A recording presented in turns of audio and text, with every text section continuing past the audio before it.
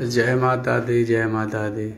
आप सभी का विद्या मंदिर में हार्दिक स्वागत, अभिनंदन है। और हम लोग आज बात करेंगे विद्या मंदिर के बारे में, और हम कहाँ रहते हैं, क्या करते हैं, उसके बारे में बताएंगे। चलिए हम लोग जानने का प्रयास करते हैं। कहाँ पढ़ते हो बुआ? विद्या मंदिर। क्या नाम है? निखिल। तुम्हारा क्या नाम है? कहाँ पढ़ने के लिए आते हो? विद्या मंदिर में। ठीक है, कहाँ है मालूम है? ससुरवा। ठीक है, आप लोग अपना काम करो।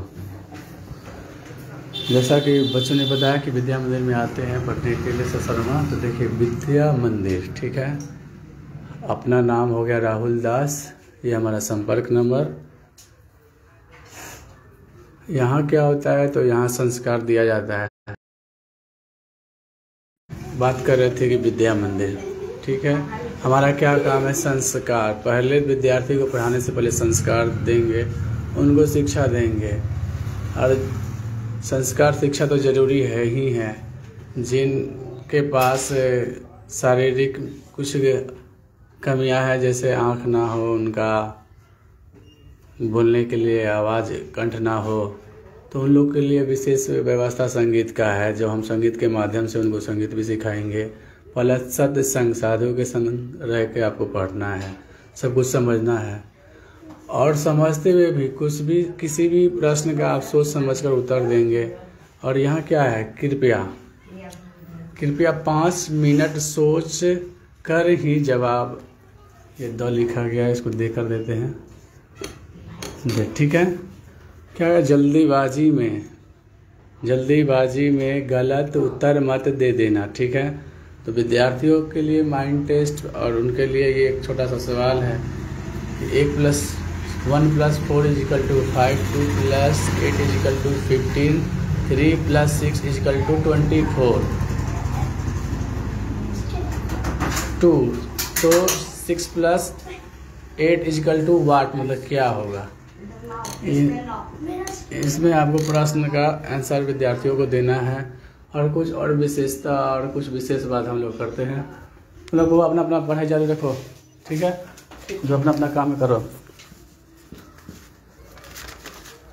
विद्यार्थियों के लिए विशेष नियम 24 घंटा का हमारे द्वारा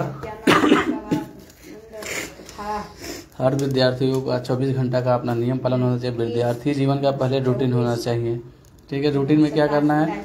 8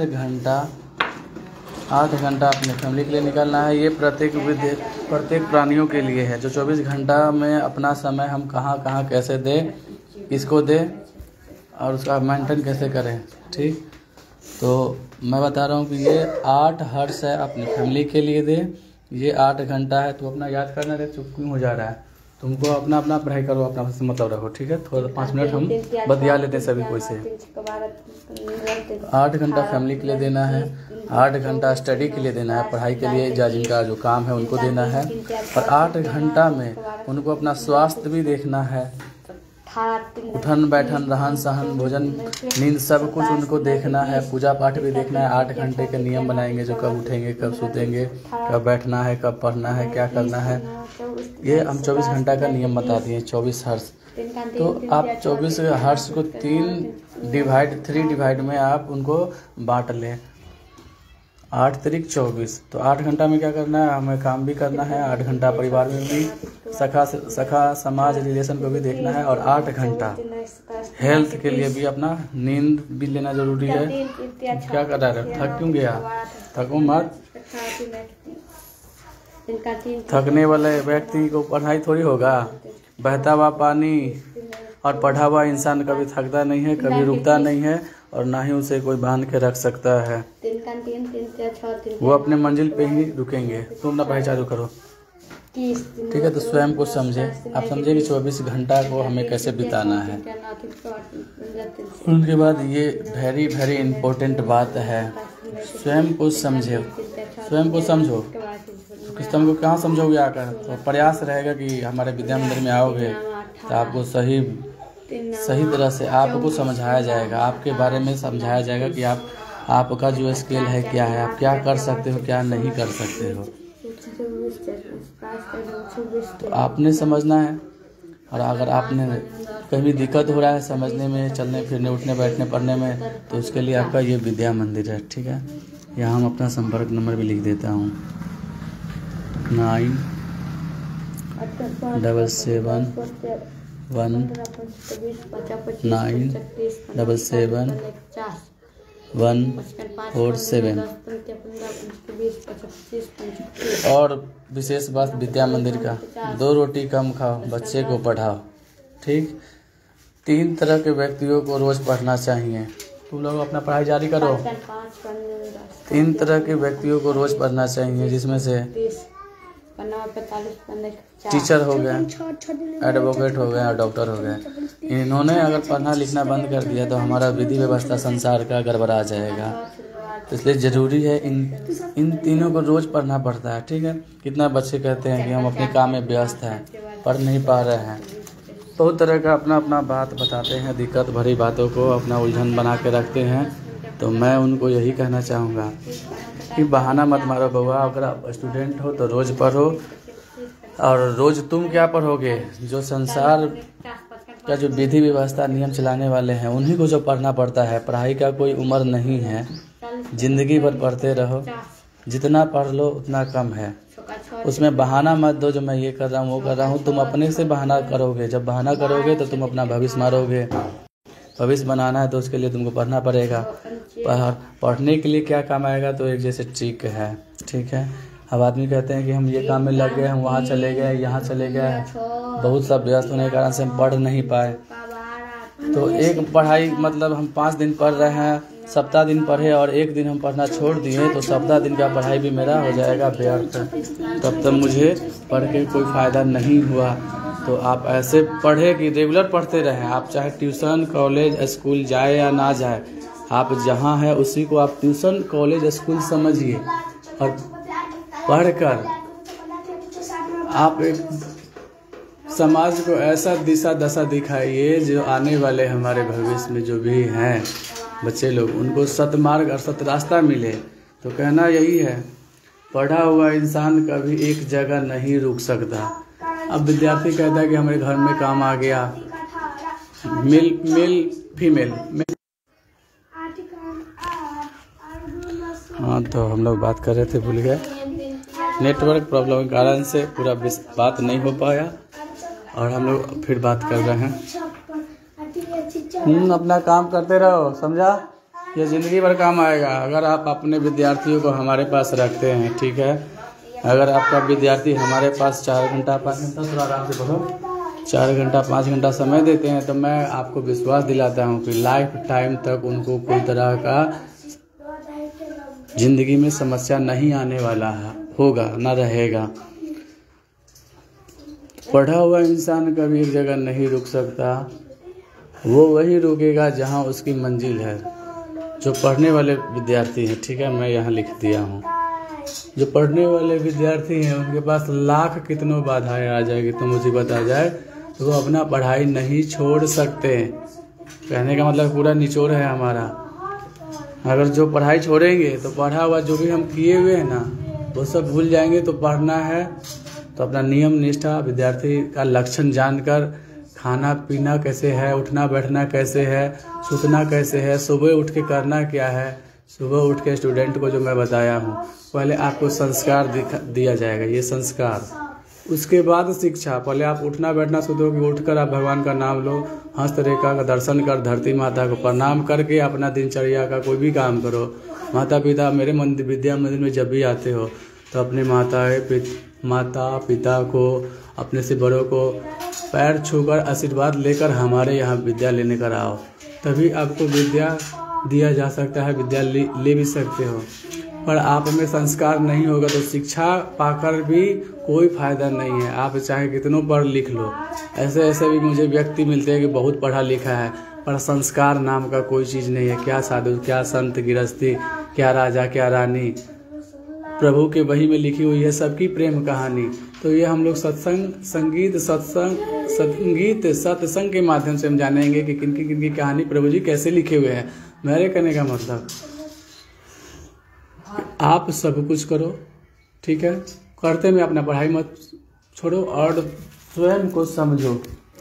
कहाँ रखा हो लिखने वाला लॉक? अपना वर्क में लगे रहो तुम लोग। और यहाँ मैं एक चीज़ भूल गया हूँ, जो विशेष करके मैं भी स्टूडेंट ही हूँ, मैं मास्टर नहीं हूँ, मैं भी खुद पढ़ रहा हूँ। ठीक है, ये देखिए, समझे? किसको समझे?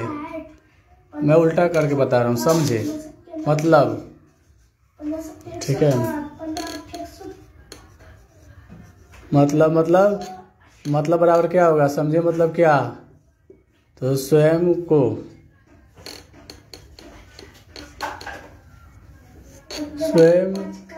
समझो। ठीक है, ये स्वयं को समझ गए, यही निचोड़ है पूरा संसार का। ये संसार का पूरा निचोड़ है, जो स्वयं को समझ गए वो क्या किए? तो वो संसार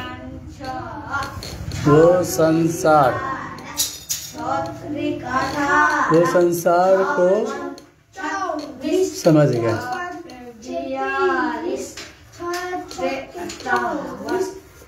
ठीक है, तो अब हमारे पास आते हैं तो फोकस ये रहेगा कि स्वयं को समझो। और जब भी आते हो हमारे यहाँ तो विद्यार्थी लक्षण में आओ, शिष्य के भाव से आओ, शिष्य के भाव से आओ, शिष्य के भाव से आए।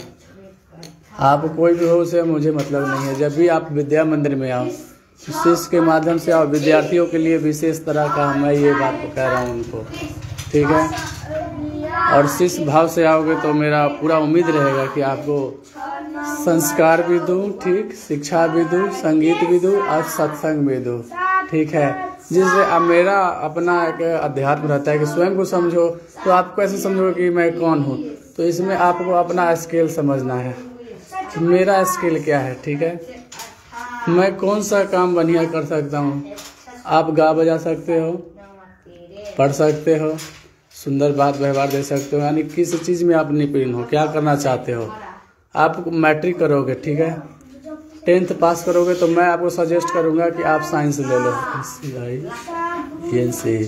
आपने साइंस लिया, ठीक है, 10th पार करने के बाद 3 विषय आएगा। ये साइंस भी आ जाएगा फर्स्ट में, ठीक है, सेकंड में आ जाएगा ART आर्ट्स, थर्ड में आ जाएगा आपका कॉमर्स, ये साइंस में आपका मेडिकल भी आ जाता है। तो 3 तरह का आपको सब्जेक्ट मैथ में लेना पड़ेगा। तो मेरा विशेष ध्यान रहेगा कि आप मैट्रिक कर लो ना। आप जब 10th करोगे, ये 10th करोगे तो साइंस लेकर पढ़ो। साइंस से पढ़ने वाले को फिर आप BA में जाके आप आर्ट्स रखो, कॉमर्स रखो, कोई दिक्कत नहीं है। साइंस में क्या होता है कि पूरा आपको निचोड़ मिल जाएगा। फिजिक्स इसमें पढ़ना पड़ेगा आपको, फिजिक्स SICS फिजिक्स, फिर उसके बाद पढ़ना पड़ेगा बायोलॉजी, फिर पढ़ना पड़ेगा मैथ, केमिस्ट्री, ठीक है। 3 विषय का हो गया, आर्ट्स का हो गया, कॉमर्स हो गया। तो आर्ट्स में क्या बनोगे आप पढ़कर? इसमें आप बनोगे, आप साइंस, आप फिजिक्स लिए हो तो वैज्ञानिक बन जाओ, बायोलॉजी लिए हो तो डॉक्टर बन जाओ, मैथ बने हो तो लिए तो इंजीनियर बन जाओ, साइंटिस्ट बन जाओ। साइंस का काम है, आर्ट्स का काम है आपको तो अपना लोग काम करो। आर्ट्स का काम है आपको SP बनना है, IPS बनना है, IAS बनना है, ठीक है। आर्ट्स के बारे में समझते हैं, ARTS आर्ट्स, ठीक है। SP बनना होगा आपको, SP बनिए, IPS बनिए या IAS बनिए, चाहे आपको नेता बनना है तो लीडर बनिए, LEADER लीडर, ठीक है। और कॉमर्स लोगे आप तो चाहे चार्टर अकाउंटर बनो, कॉमर्स में चाहे आप चार्टर अकाउंटर बनो या जो भी बनो। तुम्हारे कहने का मतलब कि आप अगर साइंस में नहीं लिए हो इंटर में तो आप मैथ आर्ट्स से लेके पढ़ो, कुछ ज़रूरी नहीं है। जो ये SP IPS IAS DA का ठीक है। तो हम बता रहे थे आपको DM SP IPS IAS, ठीक है। तो ये आर्ट्स से पढ़ के आते हैं, आर्ट्स से पढ़ के आते हैं। इससे ज़्यादा पढ़े लिखे होते हैं आपको मेडिकल में। अपना कॉपी निकाल के लोग अपना कॉपी निकाल के हिंदी में लिखो जो बोल रहा हूँ। नेटवर्क छोड़ने के कारण से मैं सही से समझा नहीं पाया, बोला तो ठीक है। तो हम आपको और बता रहे इसके बारे में, आर्ट्स में क्या लेंगे आप तो क्या बनेंगे, एसपी, डीएसपी, आईएएस, कलेक्टर, जो भी बनना है बनिए आप। अब ये सब तो पढ़ के आ रहे हैं, ठीक है, ये पढ़ के आ रहे हैं। और इसी में ही एक ऐसा राजनीतिक पॉलिटिकल साइंस है जिसको पढ़ के हम लोग लीडर बनते हैं। लीडर किसके अंदर में काम करते हैं, तो डीएम, एसपी, आईपीएस, कलेक्टर, ये सब हमारा लीडर के अंदर में काम करते हैं। लीडर मतलब नेता, जो जनता तो ये जितने भी महापदाधिकारी सब पदाधिकारी हैं वो सभी लीडर के अंदर काम करते हैं, ठीक है, LEADE लीडर। और ये किन के अंदर में रहते हैं, ये रहते हैं साधु और संत। ये साधु संत को आते हैं पूजने के लिए, ये लीडर साधु संत के आगे झुकते हैं, लीडर के आगे झुकते हैं। एसपी, डीएसपी, कलेक्टर, डीएम, जितना भी कुछ है ये सब लीडर के आगे झुकेंगे। और लीडर कहाँ झुकेंगे, तो साधु संत को सामने, ये साधु संत के सामने झुकते हैं। तो आपने संस्कार के बारे में समझा, शिक्षा के बारे में समझा, संगीत और सत्संग के बारे में समझा। कहने का मतलब हम गाँव के हैं, हम कुछ नहीं हैं, मैं उठा छाप भी हूँ ना, और संत हूँ, मेरा भी आचार विचार बढ़िया है। तो हमारे अंदर, हमारे आगे लीडर भी झुकेंगे। ये एसपी, डीएसपी, आईएएस, कलेक्टर जितने भी हैं झुकेंगे, इसलिए कि वो हमारा व्यवहार, बोली व्यवहार, आचरण विचार व्यवहार देख रहे हैं। किस लिए देख रहे हैं, तो हमारे पास संस्कार है। आपने शिक्षा लेकर भी अपने आप को समझा नहीं कि शिक्षा को किस दिशा में प्रयोग किया जाए, तो वो कहाँ से आएगा, वो संस्कार से आएगा। तो संस्कार कौन देगा आपको, तो संस्कार देगा आपको, इसमें प्लस करना भूल गए थे, संस्कार देंगे आपको घर परिवार और साधु, साधु देंगे, ठीक है। और आप सत्संग करोगे, बिन सत्संग, बिनु सत्संग विवेक न होई, हरि कृपा बिना सुलभ न होई। तो बिनु सत्संग के विवेक नहीं होने वाला है, जिसके कारण से हम तो देखते हैं कि बड़ा बड़ा IPS, collector, DM, SP, DSP सब कोई है यहाँ पे, पर सब अपना अपना मेहनत से है। वो अपनी शिक्षा को सही दिशा में उन्होंने प्रयोग किया, अपनी शिक्षा को सही दिशा में प्रयोग किया, तो वो डीएसपी, एसपी, कलेक्टर हो गया। जिन्होंने अपने शिक्षा को सही दिशा में प्रयोग नहीं किया, वो चोर, डकैत, बेईमान, वो आतंकी, वो सब कुछ हो जाते हैं। तो कहने का मतलब कि संस्कार पहले प्राप्त कीजिए, संस्कार प्राप्त होगा साधु के सत्संग, साधु के संग रहने। तो सुंदर, कहने का मतलब मेरा यही है कि सुंदर विचार व्यवहार वाले आदमी के साथ रहे। जो आपका अपना है वो कड़ा बोलते हैं, जो मीठा बोलते हैं वो आपका नहीं है। अधिक लोभ लालच, मतलब मित्रता कैसा होना चाहिए, मित्र कैसा होना चाहिए, आपसे हमेशा वो लेन देन करे, वो अपना मित्र नहीं है। जो आपको हमेशा रास्ता दिखावे, आप कितना भी गलती कर रहे हैं, आपसे कोई भी गलती हो गया है, वो आपको सही दिशा दिखा दे, यानी दिशा भटकावे ना, वो आपका मित्र है। मित्र वो जो बिना मांगे समझ जाए, लेन देन का चीज नहीं है मित्र।